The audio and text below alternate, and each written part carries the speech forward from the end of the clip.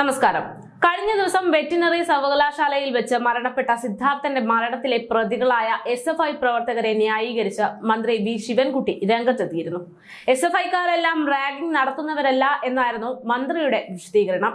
SFI പിള്ളേർ ragging ചെയ്യുന്നവരല്ല എന്നും അതിനെ എതിർക്കുന്നവരാണ് എന്നും അദ്ദേഹം വലിയ വായിൽ പറഞ്ഞു. എന്നാൽ ഈ പറയുന്ന പാർട്ടിയും പാർട്ടിയുടെ ചരിത്രവും ചികഞ്ഞു നോക്കിയാൽ ശിവൻകുട്ടി ആശാൻ പറഞ്ഞതുപോലൊരു നുണ ഈ അടുത്ത കാലത്ത് നാം കേട്ടില്ല എന്ന് വേണം പറയാൻ. SFI പ്രവർത്തകരുടെ റാഗിങ്ങിന് ഇരയായവർ ഏറെയുണ്ട്. സിദ്ധാർത്ഥ് അതിന്റെ ഏറ്റവും ഒടുവിലത്തെ ഒരു ഉദാഹരണം മാത്രമാണ്. 6 മാസം മുമ്പ് തിരുവനന്തപുരത്ത് നടന്ന റാഗിംഗ് മർദ്ദനത്തിലെ പ്രതികളെ പിടികൂടാതെ ഇപ്പോഴും പോലീസ് ഇരുട്ടിൽ തപ്പുകയാണ്. തിരുവനന്തപുരം ഗവൺമെന്റ് സംസ്കൃത കോളേജിൽ SFIക്കാരിൽ നിന്നും വിദ്യാർത്ഥിക്ക് മർദ്ദനമേറ്റ സംഭവത്തിൽ 6 മാസമായിട്ട് പോലും മുഴുവൻ പ്രതികളെയും പിടികൂടാൻ പോലീസിനെ കൊണ്ട് സാധിച്ചിട്ടില്ല.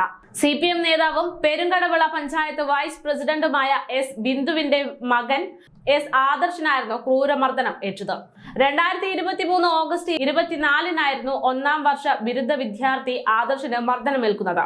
ഹെൽമറ്റും തടിക്കഷ്ണവും കൊണ്ടുള്ള മർദ്ദനത്തിൽ താടിയെല്ല് തകർന്ന് ശരീരമാസകലം മർദ്ദനമേറ്റ ആദർശ് മാസങ്ങളോളം ആശുപത്രിയിൽ ചികിത്സയിലായിരുന്നു.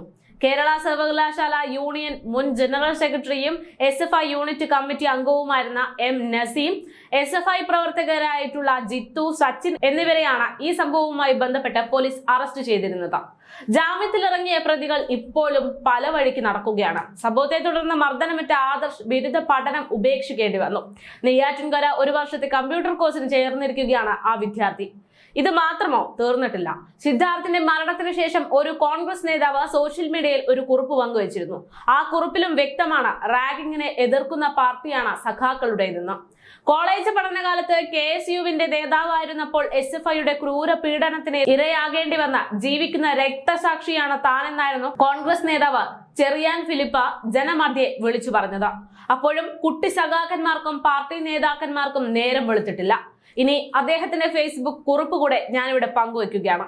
അതുകൂടെ കേട്ടിട്ട് നേതാക്കൾ സ്വന്തം നിലപാടിൽ ഉറച്ചു നിൽക്കുകയാണ് എങ്കിൽ സമ്മതിക്കാം, നിങ്ങൾക്കും ഇരട്ട ചങ്കു തന്നെയാണെന്ന്.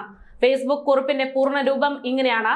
അതായത്, ഞാൻ ജീവിക്കുന്ന ഒരു രക്തസാക്ഷി, ചെറിയാൻ ഫിലിപ്പ്. 70കളിൽ KSU നേതാവായിരുന്നപ്പോൾ SFIയുടെ ക്രൂരമായ പീഡനത്തിന് നിരന്തരം ഇരയായ ഒരു ജീവിക്കുന്ന രക്തസാക്ഷിയാണ് ഞാൻ.